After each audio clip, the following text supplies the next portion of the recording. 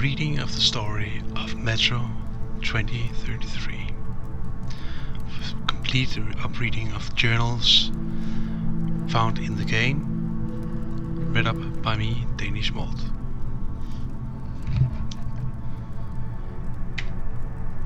Tower. The tunnel grew colder. Miller and I were close to the surface now.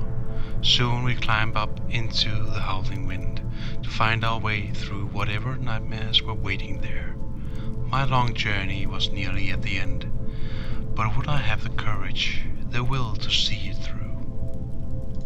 Note 1. There's nobody among the Order's fighters who'd ever lived at the exhibition.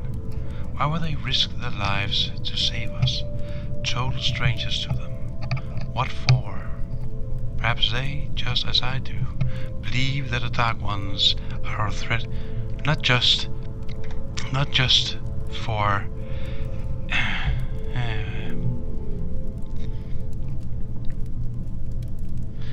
I'll just do as I do, believe that the Dark Ones are a threat not just for our god-forgotten backwater station, but for the Metro as a whole. That I don't know, but one thing I know for sure. I can't watch these people and not feel admiration. They couldn't care less which station we hail from, which god and which politics we believed. One thing they actually cared about was that we were human beings and we were in danger. When joining the Order, one vows to protect the Metro, the last refuge of human race, to the end. Some of them believe they can prevail, a lot more think we are all doomed regardless, but they don't even think of laying down their arms or giving up the struggle. Such were Hunter's comrades, and it would be the highest honor for me to become one of them.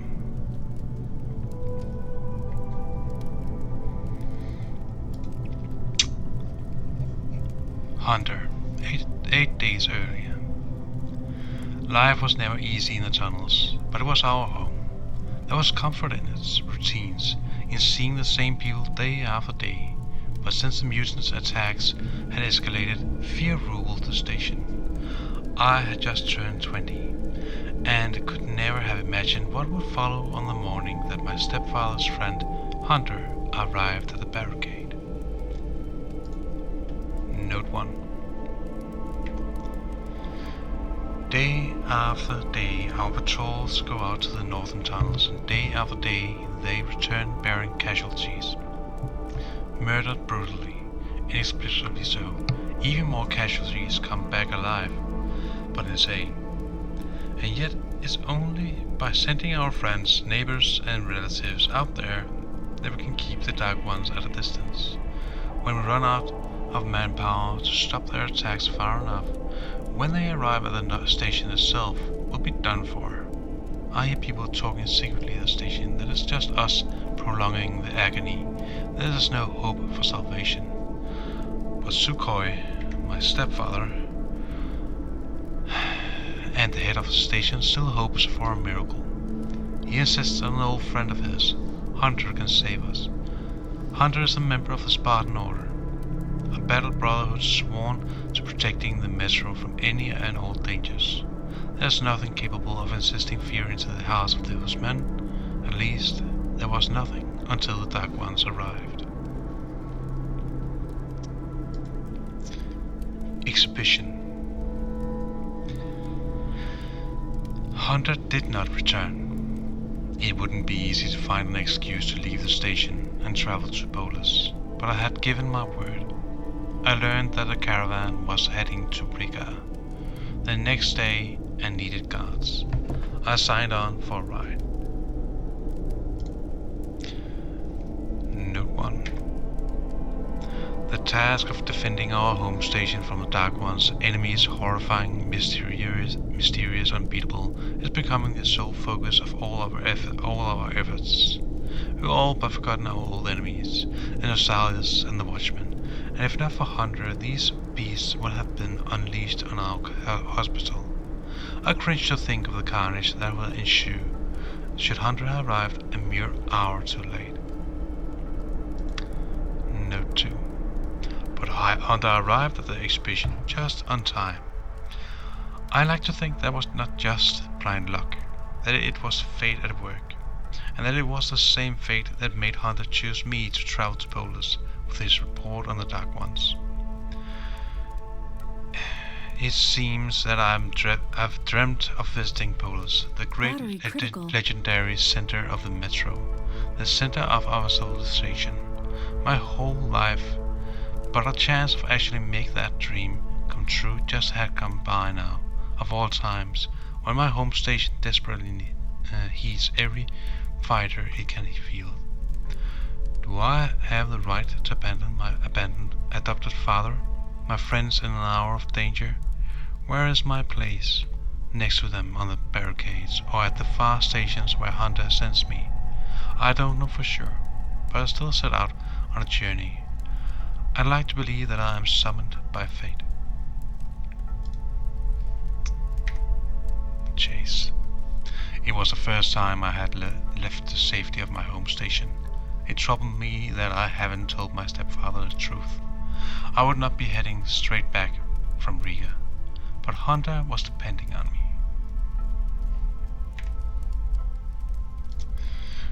Riga. Chapter 2, Bourbon. Riga station was only the first stop on my journey, but the caravan went no further. So, before parting ways, we drank to celebrate our survival. The vodka didn't drown my fears of traveling on to Polis alone, but I was about to find myself with an unexpected and notorious partner. Note 1. What was that strange shadows and voices, whispers, weeps? They were silent and yet they still resound inside my head. There are lots of tunnels in the metro associated with terrifying legends, but I never heard anything quite like this, and I hope I never do anything like this from now on. We got incredibly lucky in escaping that place with our lives. Note 2. Ruskaya. Back home at the exhibition we always considered the station dwellers somehow unlucky. They always used to be in trouble, be it in their pigs catching some mysterious bug, their tunnel ceilings leaking, or the merchants getting too immersed in celebrations of a good deal at the market and drinking all the money away. The people of Riga are nice and hospitable, but they sure are clumsy.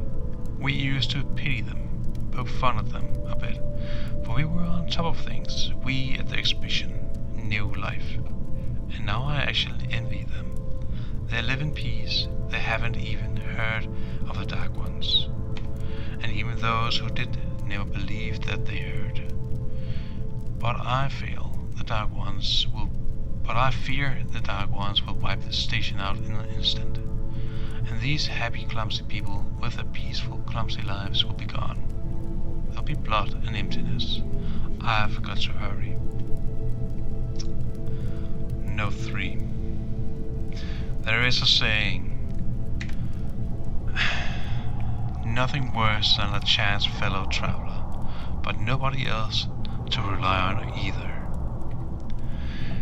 This bourbon guy surely is strange. Why would he need me?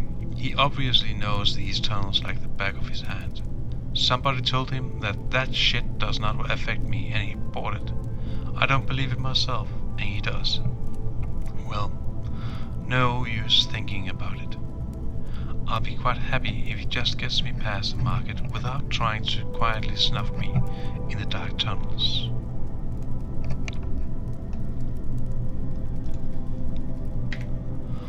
Lost tunnels.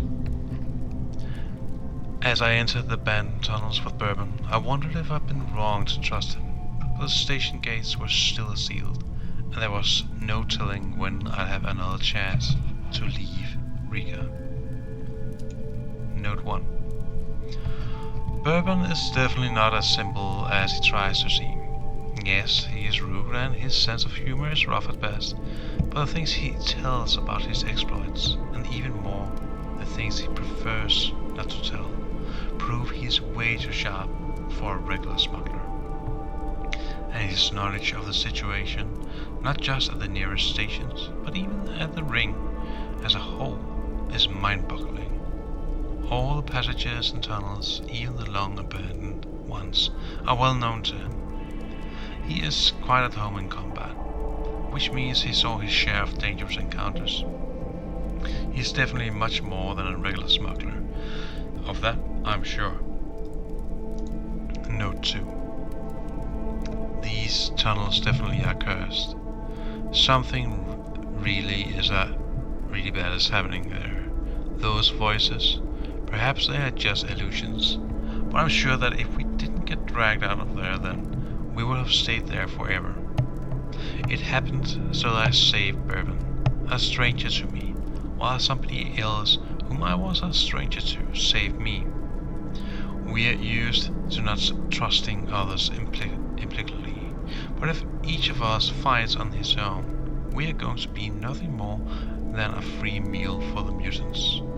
And still, I'm not sure whom I am afraid of more. Market. I'd never seen a market like this.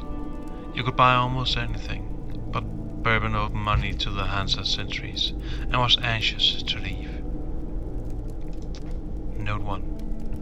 Yes, I never get here without Bourbon. He's at home everywhere and he knows everyone. Sure. As I suspected, the locals did have some old gripes with him, but looks like Bourbon sorted it out. Which is hardly surprising since Prospect Myra belongs to Hansa and a trading union at the Circle Line stations, the richest of the metro states. The citizens of Hansa, their wealth ensured through the trade with other states and free stations, understandably value profit above anything. I think Bourbon had betrayed the trust before, and now he surely had to promise he'd pay them back with interest. The only problem is that there's a saying, better to be indebted to the devil than to Hansa. He's going to have one tough time paying them off. Note 2. Filters. It seems like the stalkers never talk about anything else. They keep droning about filters being all but unobtainable now. Not just the unused, but even adequately refitted. That refitted being the bastards that they are don't put enough coal into them, and that you have to reach for a new one as soon as you finish attaching the previous to your mask. But whatever they say about the filters, stalkers value them more than the bullets. No wonder. You might sneak by on the surface without ever being found out by the mutants, but there's no escaping the poisoned air.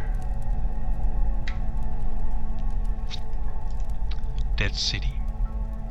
When we emerged into the ruins of Moscow, I felt both fear and sorrow. But after a life underground, I also saw the strange beauty in the dark skies and frozen landscape. So, that's the Dead City, grunted Bourbon. Welcome home, Artyom. Note 1.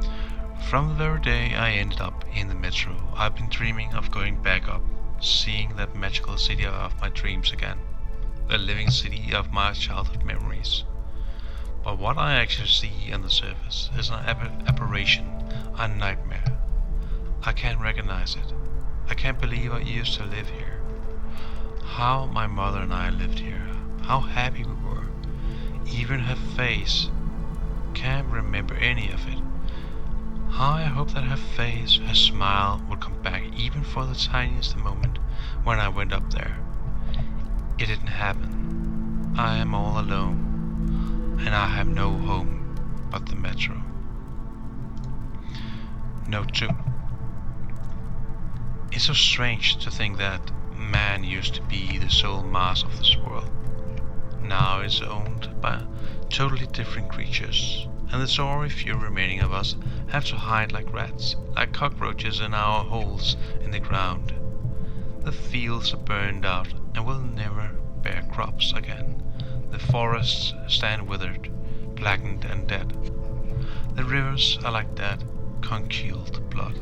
Even the air itself is capable of killing a man in mere minutes. Our cities are in ruins and populated by monsters. We did all we could to never be able to come back up here again. All that we amount to now is mere marauders, searching horridly like thieves through the rubbles that used to be our homes, and steal anything that wasn't stolen through these 20 years back to our hideout, our metro. Note 3. God, I am glad to see another living soul, even though that soul appears to be Bourbon. And it looks like he was happy to see me too. And we aren't friends or anything, just chance co-travelers. Here on the surface, you can't help but feel that we people have got to keep together, to rely on each other, because everything out there is hostile, lethally dangerous, alien.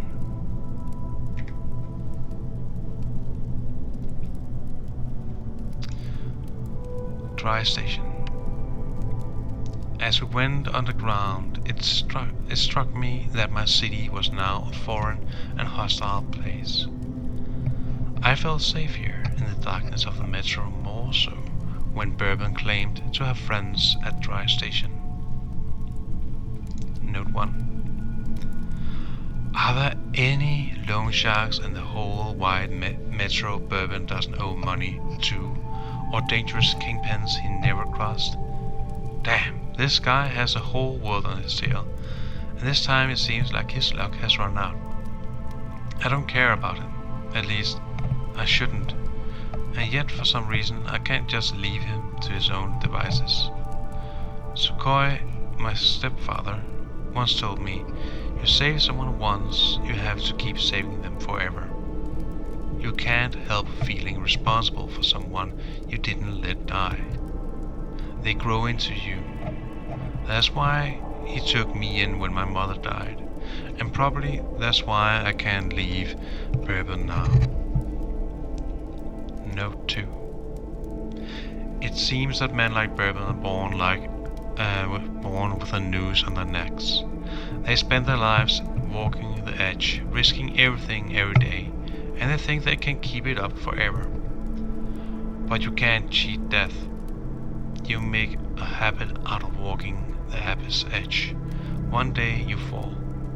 Why am I telling myself all of this?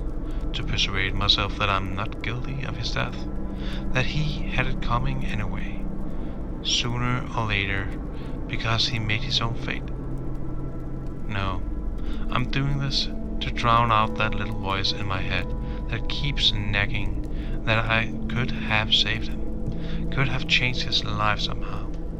He was not such an evil man after all. It's never us, it's the world we live in. And what right does Khan have to judge him anyway?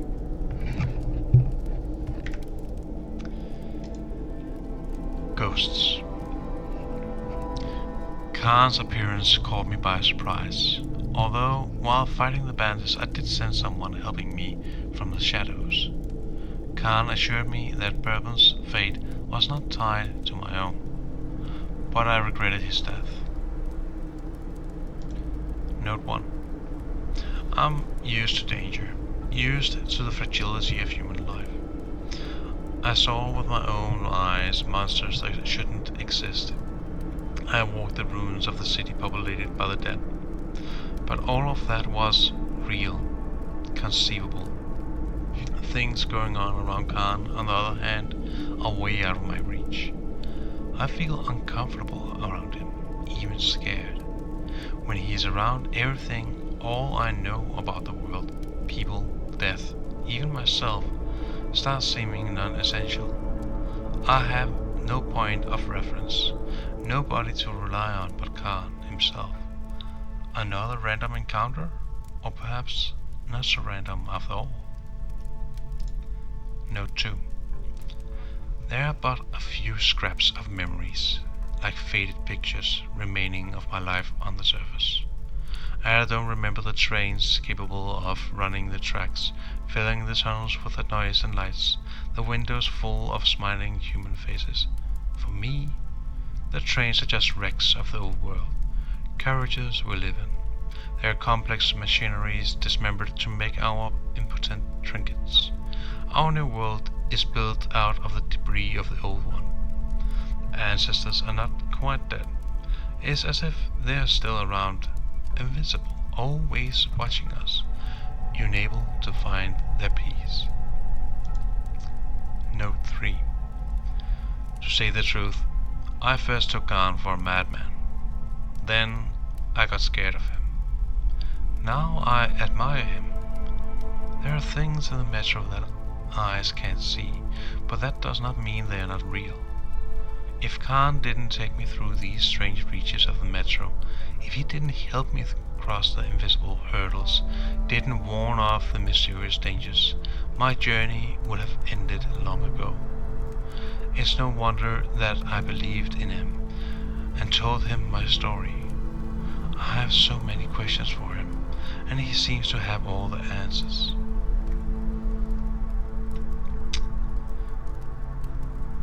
Cursed Station. Khan led me into Cursed Station. The name was no accident. Its people were locked in an endless war for survival. Note 1. Once this used to be a regular station, lived in, even prosperous. One of those stations where not only heavily armed fighters can survive, but also old men and women and even children. Then the mutants came, as if from nowhere.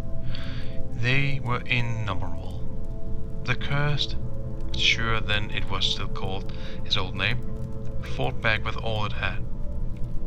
But the means proved inadequate. The defenders were forced to abandon all of their roadblocks in the tunnels, one after another. Then they barricaded the main platform and had their last stand there. They fought to the last child they were able to evacuate to a neighboring station. The last old lady carried there, to the last bullet.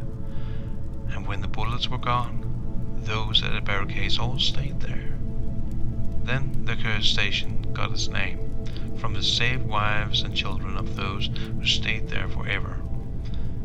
And that is what awaits our exhibition if I don't pull my task off. And perhaps not just the exhibition, but the whole of Metro.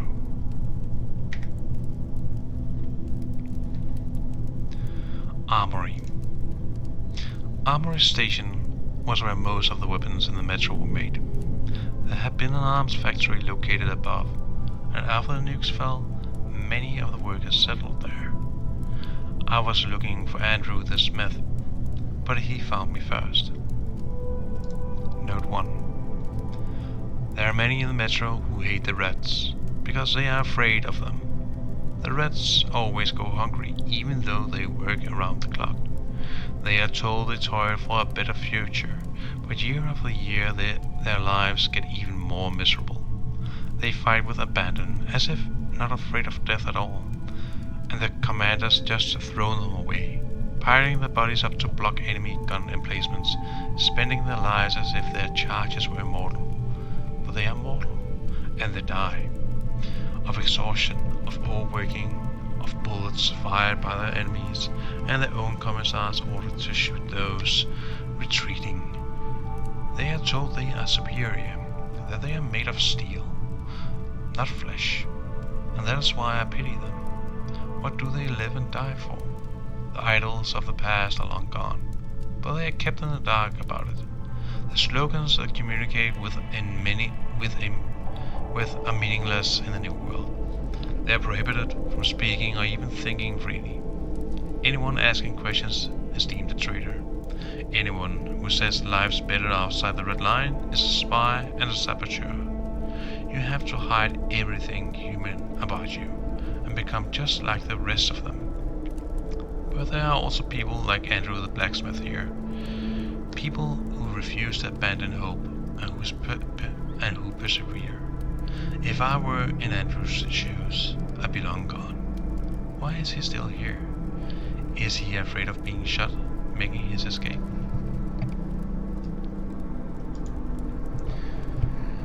Note 2.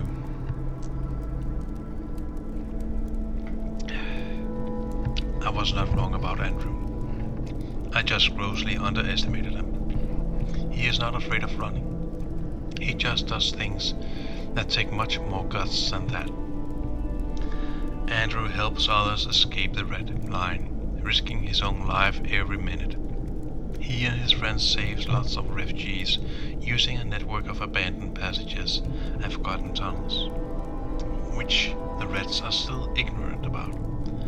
The refugees usually take this literal, and at the same time figurative underground railroad to get from the Red Line to the metro proper. But for me, Andrew is working it in reverse. I need to get to the front lines of the never-ending war between the Red Line and the Reich. I'm taking a train which is delivering a fresh load of cannon fodder to the meat grinder. The important part is to know when to jump off.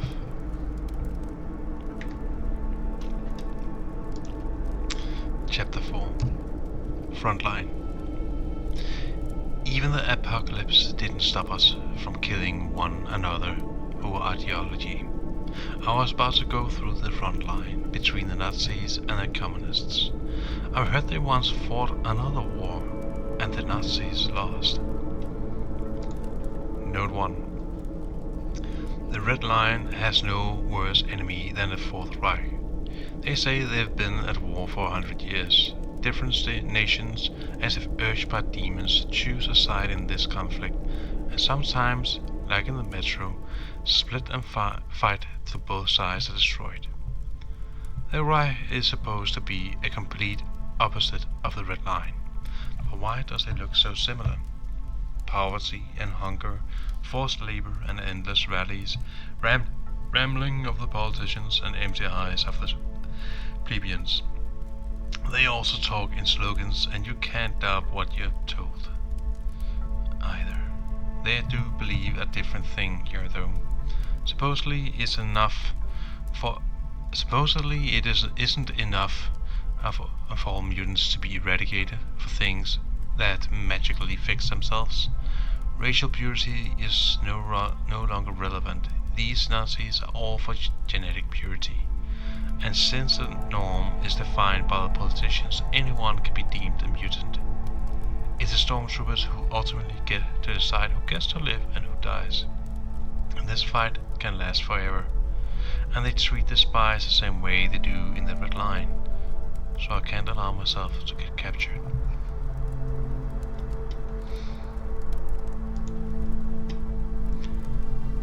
Trolley combat. When I came to my senses, I lost all hope. Nazi prisoners were used for slave labor or target practice. Note 1. And they call this a plan? The tunnel rats would already be dining on our bones if we didn't get insanely lucky. There were just two parts in Ullman's plan: insanity and surprise. Nobody among the Nazis expected us to capture their rail car. Neither did they expect a lightning backstabbing strike. I feel no remorse. The times of courteous warfare is long past. If you have to backstab to survive, we are here in the metro to do so without blinking an eye, and then striking once more. The important thing is to keep your own back covered. Depot. After our firefight with the Nazi trolleys, it seemed we would have had an easy road ahead. Once again, I was wrong. Note 1. An awful death. My companions are dying one after another, and I can't do a thing to save them. I actually feel they are sacrificing themselves just to keep me moving forward. But am I worth it? I myself have readily died if that would get Hunter's mission completed, but do I have the right to make the others pay the price? Who gave me this right if I do not have it? Was it Hunter? Was it the Lord? Or did I just usurp it? I just don't know anymore. Defense. After Pavel's death, I was on my own. Somehow I had to reach Black Station. Ullman would meet me there and take me to Polis. Note 1. Here I feel just like back home at the exhibition. These people just like me are hanging on to their station, to their simple homesteads, their meaningless subterranean life, and the bleak future, as if it was salvation in stock for them. All in vain. The best they can hope for, the best we can hope for, is a brief respite before we are all engulfed in eternal shadow. And still they don't surrender. I should go, too. Time is running short. Note 2. I am wading through a little swamp of human blood. We kill other people so easily. We kill them for a place to live in, for a bite of meat, for an abstract idea. Our whole civilization was built on human bones, but even after we've taken it apart down to its foundations, pushed to the brink of extinction by the horrific abominations created by this new world, we still continue killing each other. Those who died today probably had families too, friends. Hell, their parents might still be alive. They died protecting their station from the mutants, not other people, but seen through the iron sights. The beasts and humans alike looks like so much paper cut out targets. And here I am, trying to save the people from the beasts, just to give us another shot at finishing themselves off. Note 3. The children of the metro. Sometimes I feel that they who were born underground, who have never seen the sun, are a whole new species. This child has just been through hell. He stayed alive by sheer luck, and he is not falling apart in the slightest. He speaks calmly and rationally. I remember the day the station where my mother and I lived, then right after we went down to the metro, was attacked by rats. When mother died, and the rats say, I was saved by Sukhoi, my stepfather. It says I didn't talk for several months after that. I remember nothing about that time, nothing at all. While this little boy, perhaps the metro will temper us. Perhaps the generations raised without the sun, but also without fear, will claim the earth, if I give them a chance. Note 4. The mother offered me some bullets for saving her child, as if I had a choice. But apparently what used to be natural before looks strange now, and what grows out the world then does not raise any brows today. What do I do? Decline the reward or insult her? Take the reward and acknowledge that I saved the child just to rake up a reward. The days when a human's life, a child's life, was priceless and couldn't be paid for are long gone. Today we all have a price. The bullets I'm given for saving the boy seems like a good deal. Usually the price for a life is only one bullet, just enough to take it.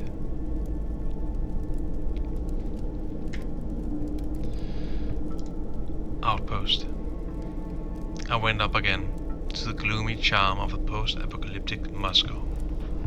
I was warned in the whole station about a new squad of Nazi rangers on the surface.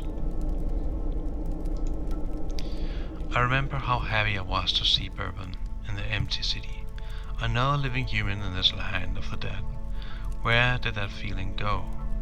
Here, on the surface, among the dead stones and petrified bones, danger oozed from everything.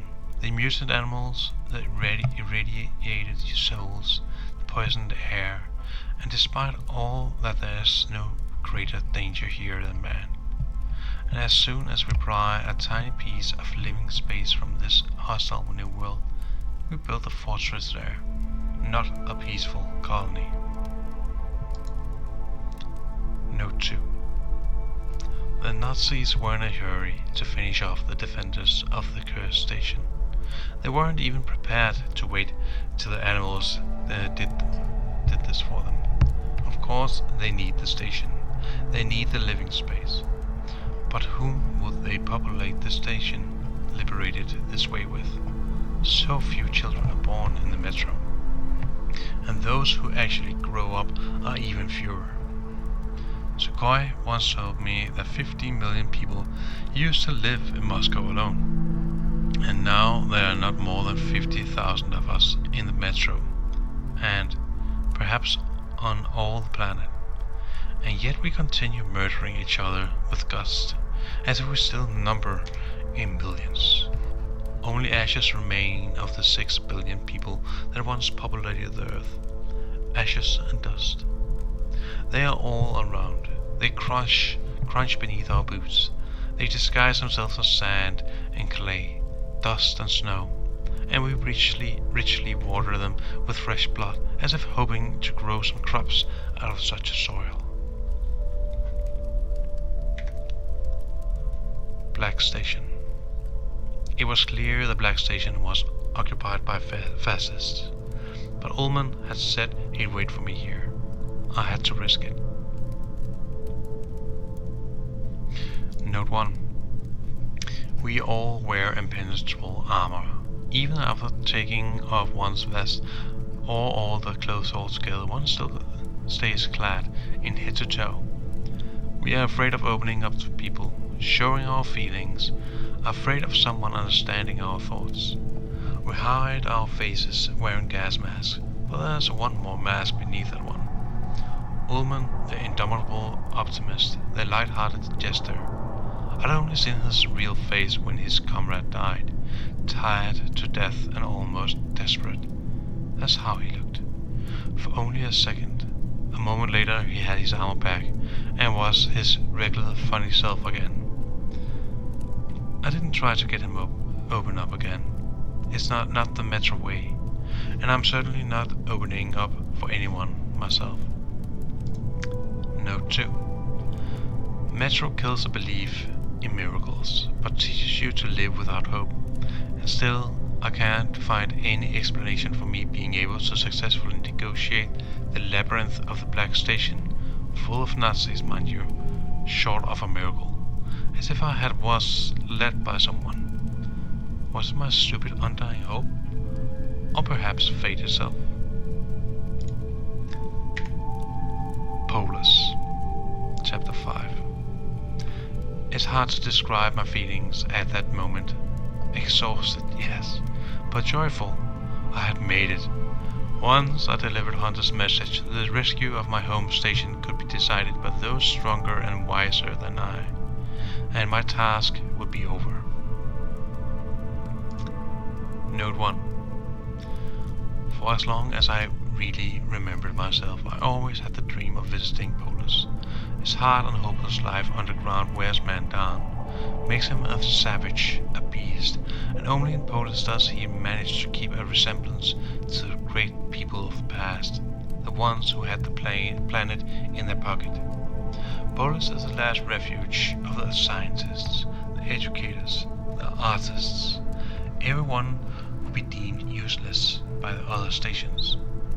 The last citadel of culture and civilization, and the stories told in the metro insist that electric lights were on day and night, just like they used to be in our past. That's never to return. Polis did deliver on all the outrageous expectation I had. Vast, shining, clean to perfection, a real underground city. Its 4 stations unite into one rhyme with the halls of the ancient temples I saw in the history books. By just being here, you start to feel this incredible energy. Start to believe that humanity will once more rise from its knees. If there is a force in the metro capable of saving the exhibition from the Dark Ones, it must reside here. Note 2. Who said that stupid and pompous phrase about responsibility coming with power? I thought Polis was the pinnacle of all power in the metro.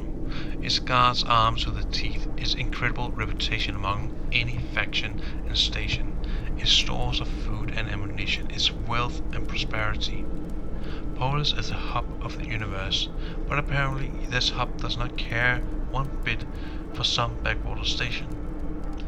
The council didn't even want to waste time hearing us out, but after reluctantly agreeing to do so, it just lazily stamped declined on the desperate plea of exhibition. And it wasn't just my request that was declined. They did it to Miller, the head of the Rangers. I thought it was all over. If not for Miller and his people, the Rangers are not called an order for nothing. They are a veritable knightly order, a state of within a state, a brotherhood of people sworn to oath adherence to which they value higher than their lives. And the Rangers are sworn to protecting the metro from all the dangers threatening its dwellers, no matter what station they live at or what they believe in. Alley. The council's decision shocked me, but Miller's plan gave me hope. Once more I climbed up to the bones of Moscow to search for the secret of D6 and a way to awaken the horde of missiles. Note 1. The Rangers call their base Sparta, and themselves either jokingly or seriously Spartans. They do fit the part, mind you, ready to die rather than surrender. They are also few, just like their historical counterparts.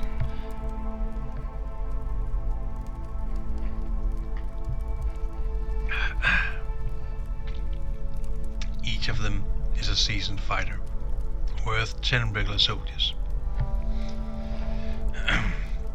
But they just don't have that manpower to fight a full-blown war or stand against 8 legions of the Dark Ones. That's why Miller's plan is our only chance. Find a still operable missile launch site, command the missiles, and burn the Dark One's nests to cinders. If we pull it off, our casualties should be minimal, while my home station and the whole metro with it saved. Seems like a perfect plan, but something is worrying me. There seems to be a weak spot in it. Something is not right. I can't shake the feeling that we are making a mistake. Note 2. I read and I reread all the books we had at the station till they fell apart. I always rushed the traders coming home from the far stations to be the first to try and barter for the few greasy tomes they could have brought, even though nobody else would ever want them here. I read anything. When you live 60 meters underground, books become your only window. I worship books, to try and imagine my feelings at the sight of the great library, the shrine to all the important books ever written in human history. But I must not forget the reason that brought me to this place. If I let myself to get distracted, start browsing these half-rotten multi-tomes, the library will forever swallow me up, whole and forever. Depository. I was alone again, and soon I would look into the eyes of fear, literally. Note 1. Knowledge is power, a worn-out slogan. Before the war, nobody probably ever thought of its actual meaning anymore. Knowledge was available to anyone. My stepfather told me about a portable phone could answer any question at a flick of a finger. Nobody cared much about studying, searching for new information, and remembering it anymore. And then, in a singular moment, all the information vanished. The phone lines went dead, the phone batteries discharged, and those who were reluctant to admit knowledge into their heads were left with empty heads. Knowledge became power, a precious commodity again. Too precious. Here in the great library, more knowledge about the earth and the people is probably stored than anywhere else, but each letter read from its vast vaults has to be paid for in blood. Archives. The underground depository was a frightening place, and I had no idea where or what to search. But I refused to think that all my efforts would come for nothing. Note 1. What are these librarians? We gave these creatures these funny names just because they were way too horrible to remain unnamed. One thing is certain. These are no mere beasts. I have no idea the clay did radiation molded these abominations out of, but they are definitely too smart for regular mutated animals. I see a glitter of intelligence in their eyes, and we don't know what it is that they see in our eyes. But if you don't run, don't fight, and just keep staring directly at one of these, something happens, and you get to keep your life. And though one of these can crush an experienced and well-armed fighter like a bug, could it be that when looking into human eyes they recall, however vaguely, that once they were humans too?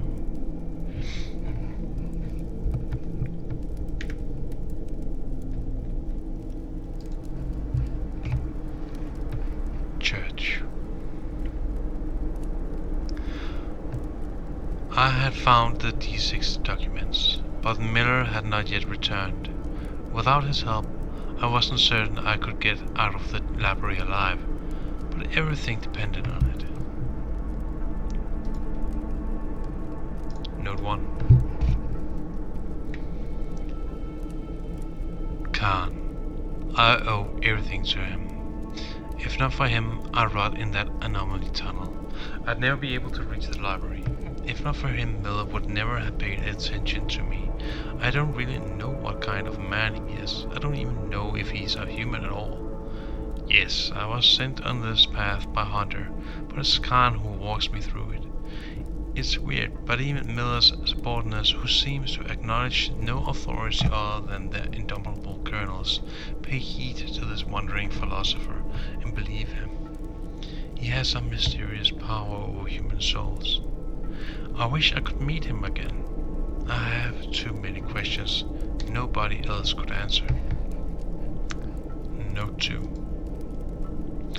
Why a church? Is it just the sturdiness of its walls? Or do Miller's fighters believe it could protect it better than anything else? It's weird that even those who stand firmly on the ground looking death in the face, and by all accounts must be quite used to it, still seek protection from heaven. Rangers don't speak of it, but I saw many of them wearing unclothed crosses. I heard someone tell that the world turned inside out after the apocalypse, and while hell ended under the skies, the people had to find refuge where hell used to be. That's why there's supposedly no better refuge on the surface than the old churches. I don't know about that, but these icons and frescoes adorning the church walls instill some kind of calmness even in me. As if we, the sinners who had the divinity created world destroyed, can still hope for absolution, can still pray for salvation.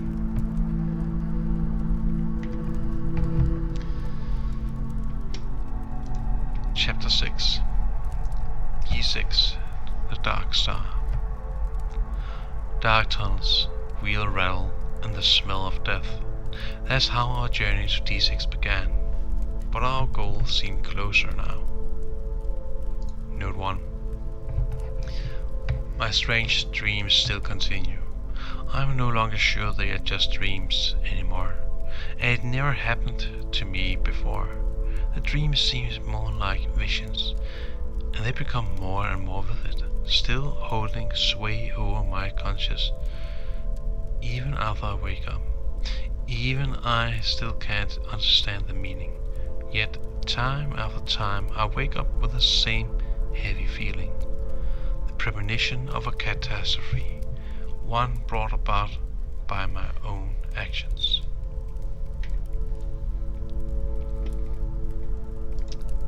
Cave. The chaos of the tunnel was locked behind the airlock gates. They seemed invulnerable, and that moment so did my comrades. Note 1. Everything seems to go well. Ullman keeps up his jokes. Miller keeps threatening him with extra time on the duty. The goal is close by and nothing can stop us now. We win every encounter. Hunter was right when he said that there never was and never be a more terrifying predator on Earth than human is. Note 2. I didn't really cause that death, and I still feel guilty. I was too eager to celebrate the easy time we had with the last leg of our journey, and that brought about trouble. I couldn't be in the right place in the right time, couldn't help my comrade in time, bringing him back from the brink of death. I brought these brave souls into this adventure that happened to become their last. Our team, small as it was, is growing even smaller. When I look at my palms and the dancing light of the bonfire, it seems they are covered with blood. Note 3. I sure heard stories about the metro builders were not the first digging tunnels and galleries in the ground deep under Moscow. Hidden passages were being built under the city in the times of the first Tsars, but the workers who built those reportedly encountered even older caves and burrows built in times immemorial. The nameless creators of those vanished millennia ago, leaving only endless corridors, going from nowhere to nowhere again behind. And now, perhaps 100 generations later, I, the last man alive, am tentatively walking along the same path.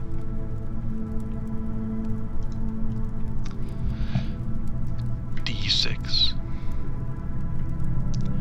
We were close to D6 now. It was hard to believe that we found the legendary command center, but was it worth so many lives? Soon we'd know the answer. Note 1. It's incredible, but these long abandoned galleries have preserved the technology in them much better than any of the populated parts of the metro.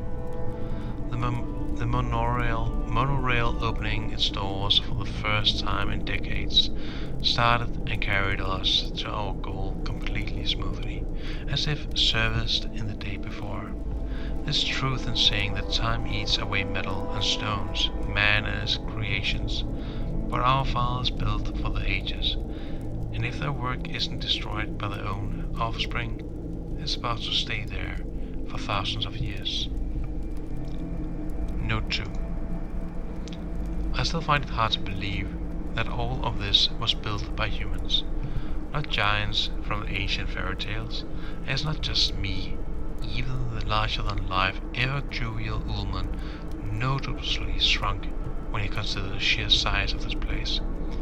What was this complex supposed to be? What was it built for? Where did its personnel go? And why hasn't anyone in the metro ever heard of it? A carpet of spent cartridges on the floor. One would think a fierce battle took place here, but there are no bodies or bones. What could have transpired here? Note 3. What are these creatures, and can they really be called that? Did they emerge in the ruins of the old world by themselves, or were they created? There's nothing natural in them. They are reverting at all levels. They must be wiped out before they destroy us, just like the Dark Ones. Either this world will become ours again, or the creatures that enter it after us will destroy us all and continue driving the evolution forward, with us becoming a minor side note on its pages. We have no choice. We have to win back the five of our ancestors with fire and sword. We will claim what is our rightful inheritance, and we will win this final battle or perish. Note 4. Once again we are going to the surface. And this time we come prepared. Ullman's joking about our strides make the earth tremble, but I feel like actually it trembles. After all we had come through, nothing and nobody will stop us. The enemy is going down, turned into dust and ashes. The way we also treat our enemies. One thing eludes me. Why don't the Dark Ones try to stop us? Are we coming straight into their ambush? The weird premonitions still persist pestering me. I'm becoming even more sinister.